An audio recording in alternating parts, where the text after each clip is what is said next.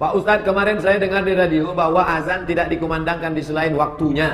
Azan dikumandangkan di luar kedua, kecuali anak yang belajar azan termasuk bid'ah. Contoh azan saat ruqyah, azan main dalam kubur, azan saat anak lahir. Kalau baca kitab jangan baca satu saja. Kalau baca jangan satu mazhab saja. Wa yusannal azanu li ghairi shalah. Dianjurkan azan di luar salat. Menurut mazhab Syafi'i, azan ketika ada orang kerasukan.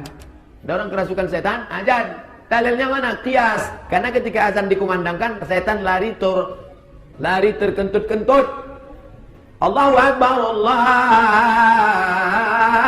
Akbar. Oh, kata anjing menengok setan tadi. Makanya diazankan dia. Ketika musafir mau berangkat, ketika jenazah mau dikuburkan, dikiaskan kemana? Kalau lahirnya diazankan, matinya pun diazankan. Buka kitab mazhab Syafi'i. Pak Ustadz, apa beda dalil dan hadis? Bagaimana mengetahui dalil palsu dan hadis palsu? Kalau beli buku, jangan beli buku kalau tidak ada HR Bukhari, HR Muslim.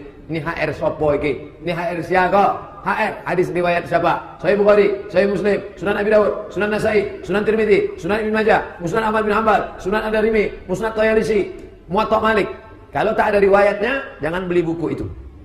Tapi beli buku kan sekarang disampul pakai plastik, Pak Ustaz. Sobek plastik, tengok intip-intip. Pas mau keluar ditarik, rupanya pakai CCTV.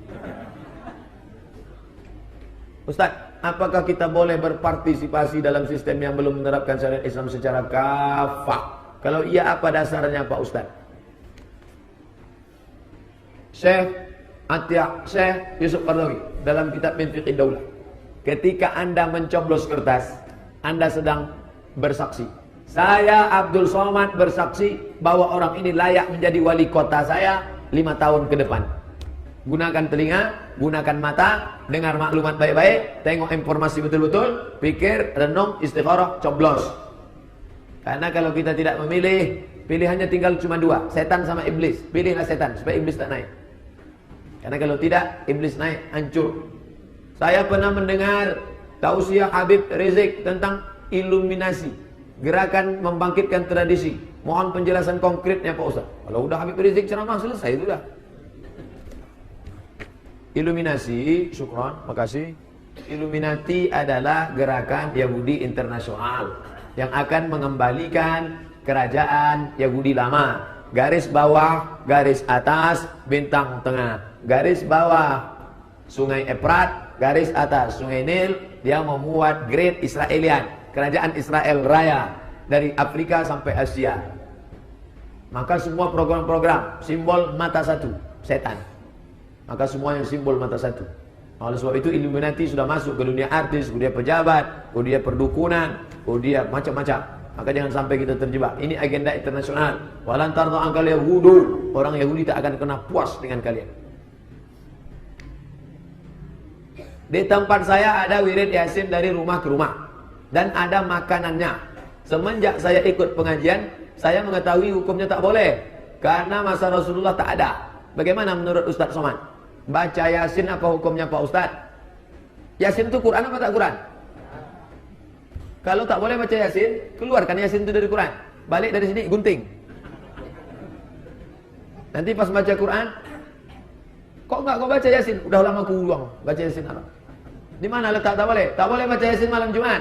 Man qara'a Yasin fi lailatin, siapa yang baca Yasin setiap malam, asbaha maghfuran lah. Pada waktu subuhnya dia diampuni Allah. Malam Senin, malam Selasa, malam Rabu, malam Kamis, malam Jumat. Tiap malam baca Yasin. Kenapa kau baca malam Jumat? Aku tak sanggup tiap malam, maka aku pilih Sayyidul Ayyam malam Jumat. Malam Jumat pun tak sanggup, mati aja lah. Innalillahi wa inna ilaihi raji'un. Kenapa dibaca bersama-sama? Kata Ibnu Taimiyah, baca Yasin, baca Quran sama-sama itu kata dia la ba'sa bih, boleh, tak masalah. Tapi kalau bacaannya tak bagus, kata Imam Al-Buhuti, makruh. Bagi yang baca Yasin, bacaannya tak betul, dia tak tahu salah tak salah, karena ramai-ramai, berhenti. Belajar tajwid baik. Nanti setelah bacaannya sama, baru baca sama-sama. Karena dia tak tahu.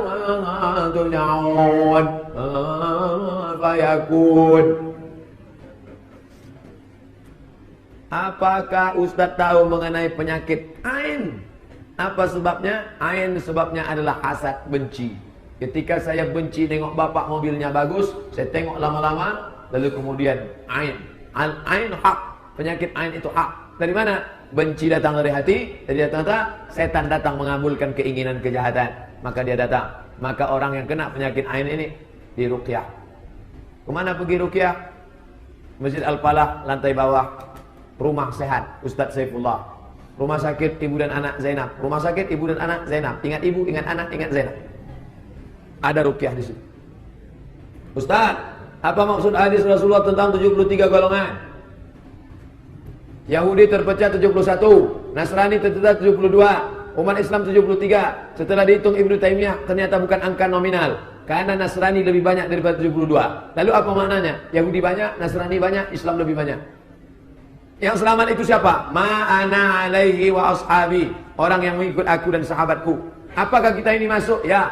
Nabi sholat, kita sholat. Sahabat sholat, kita sholat. Sahabat ke masjid, kita ke masjid. Kita jaga silaturahim kita. Maka kita mesti yakin bahwa kita ini ahlus sunnah wal jamaah. Ma'ana'in alaihi wa ashabi. Lalu yang tak ikut kelompok itu siapa? Orang yang pejam mata sholat eling. Nikah kontrak. Bapak semua ikut Nabi. Karena Nabi menganjurkan nikah ada rukun syarat. Dia enggak. Aku nikahi engkau dengan mahar 50.000 sampai jam 5 sore nanti tunai.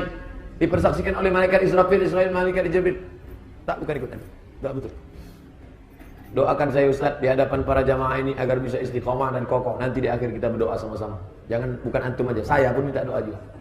مولاي صل وسلم دائما أبدا على حبيبك خير الخلق كلهم مولاي صل وسلم دائما أبدا على حبيبك خير الخلق كلهم